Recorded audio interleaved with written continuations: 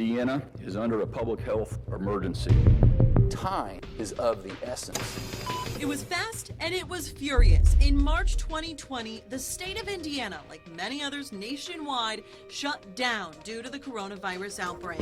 Hospitals, big and small, were forced to double the number of ICU beds, buy ventilators and PPE. They were ready for a surge of patients, a surge that cost them millions of dollars, way more than they anticipated.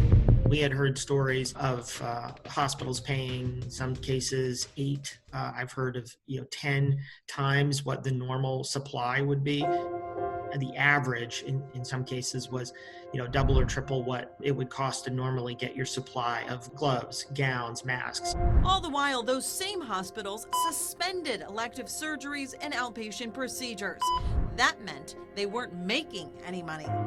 What does that do to you as a hospital system? Overall, it's about a 15 to 20% reduction in revenue that we've seen this year compared to last year.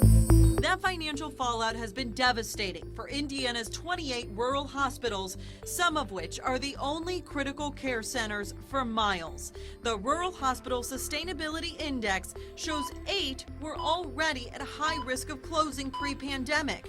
The Hospital Association saying now several facilities, rural or otherwise, could end up cutting services, staff, or possibly shut down for good.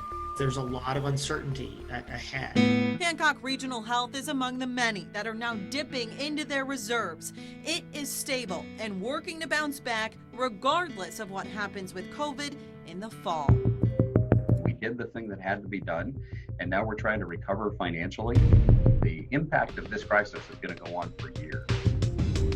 It's not just PPE that is costing an abnormal amount of money. I'm told the cost of life-saving prescriptions and drugs are inflated too. And when it comes to the patients, by the way, that the hospital treated, some may not be able to pay their expensive medical bills for years, if ever at all.